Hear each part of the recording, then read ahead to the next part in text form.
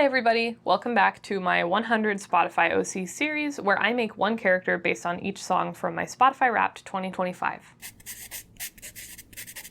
This video is Private Idaho by the B-52s. I grew up listening to them, but this song in particular has made a reappearance on my Spotify Wrapped because of the Minecraft movie. I can't lie about that. It will show up again, evidence of this film, later in the playlist at even higher ranks, if you can believe it. So I'm just saying it loud and proud right now. I saw the Minecraft movie twice in theaters. I loved it. If you think I'm scum, maybe touch grass. But the song Private Idaho itself is an ode to paranoia and like the way that rural kind of backwoods areas, not in like a derogatory way, but just if you're living by yourself in like a really isolated, not very populated place, you're not necessarily going to jump to trusting every individual you see, right? But anyways, I was trying to think what's a very paranoid, maybe slightly aggressive thing. Once again, we're going into animal territory. Behold the mighty Chihuahua, a little twitchy, definitely paranoid, and definitely aggressive.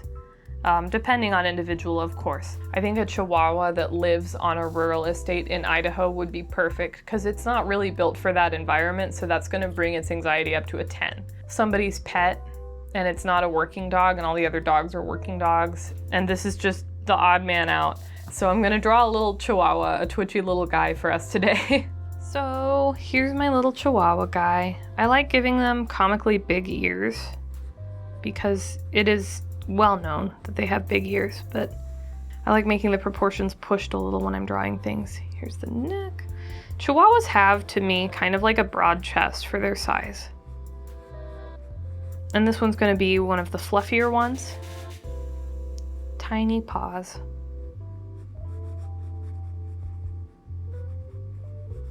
A lot of people like apple-faced Chihuahuas. I really don't, but I'm gonna have to kind of push that here with like the bug eyes. For people who don't do dog jargon, apple-faced is when they look especially deformed, basically. That's a mean thing to say, but it's true. Maybe this is a rare case where the dog was happier at the pet shop.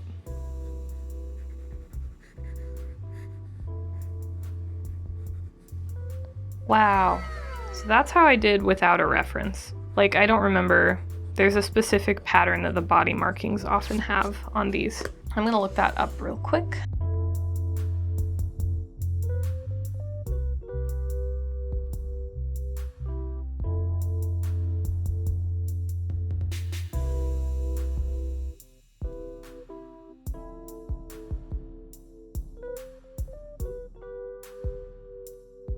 I want to kind of give this idea that everything around the Chihuahua really sort of dwarfs it. And that's part of why it's like so scared of everything. I was going to draw it having a nightmare about a bear, but then I was like, a nightmare about a deer would be funnier, because if the point is that it doesn't need to be so paranoid, then it's shaking in its sleep, then it needs to be dreaming about something that can't actually really hurt it. That's ignorant for me to say, by the way. Deer can do a lot of damage, so don't mess with deer. But like, for visual comedy, for someone who like is a city slicker and doesn't know that deer can do damage, which I'm a city slicker, but I just happen to know.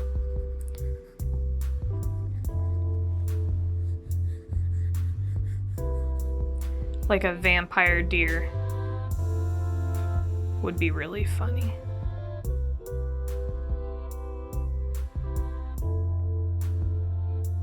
Oh my gosh, you couldn't see the deer the whole time I was drawing it.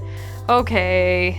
Unfortunately, I drew this just barely off screen, which is like the biggest disaster of all time. But here's my scary, evil, scary deer. It's gonna kill the Chihuahua. So scary. Apex predator. Shaking. I don't know how else to convey how scared this little guy is.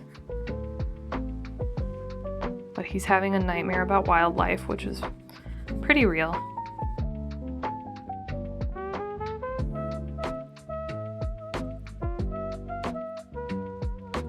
This week's artist inspiration is Jubilee, who is 8pixel online.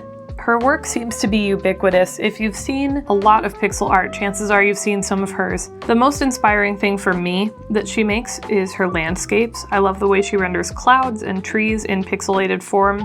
She's able to make them look so luminous and soft, even though she's working with tiny blocks.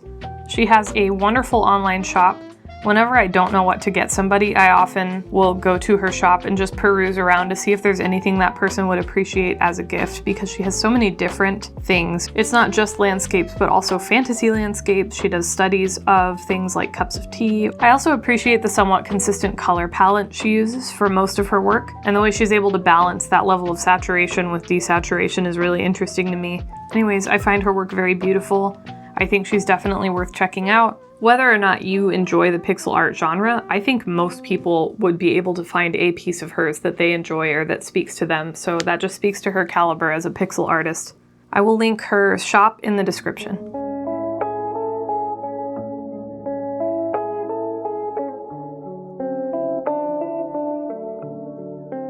I think that's going to do it for this video. Thank you so much for sticking around through the process. I hope you have a wonderful week, and I'll post again next Friday. I have a free Patreon linked in the description if you want more information about the channel, or if you want to be involved in eventually choosing charities for the OC raffle. And if you want to know more about the OC raffle, you can go to the introduction video for the series, which is linked in the description below. Again, thank you for watching and have a wonderful week.